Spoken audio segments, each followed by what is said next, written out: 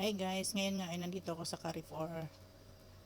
Maglalakad-lakad, titingin-tingin ng mga presyo kasi break time naman namin. So, walang magawa kaya dito na lang magpapalipas ng oras ng 1 hour after magmerienda. Kung may oras pa dito, titingin ng mabibili or kung ano. Ayan, dyan nagpalinis ako ng isda kasi nakakabili kami dito ng salmon or tuna na yung mga scrub lang ba, mga ulo, binibenta na nila yan ngayon. I mean, sinsuki naman kami dito kaya kung minsan nakakapagpa-reserve kami. Dito kasi ang binibenta nila yung mga naka-slice lang, yung mga ulo ayaw nila yan.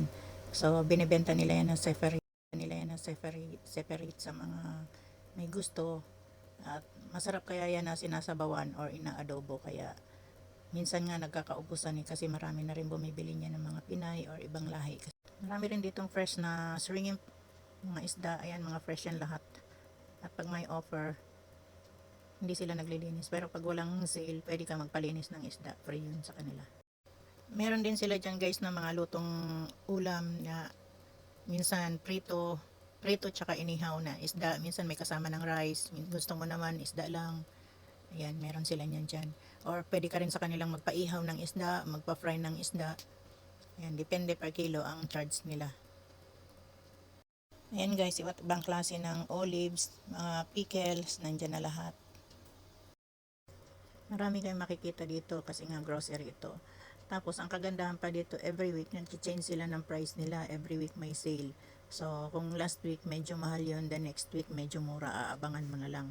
Based on our experience guys, may natutunan nga kami dito guys na kung ano lang kailangan namin bilhin, yun lang dapat ang amount na dala namin, maglagay ka lang ng extra konti.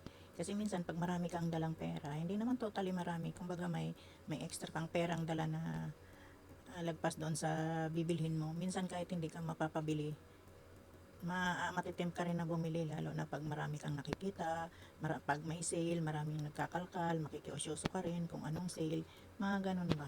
Kasi hindi mo mamalaya na parami ka na pala. Ang sarap kayang mamili, lalo kung maraming pambili.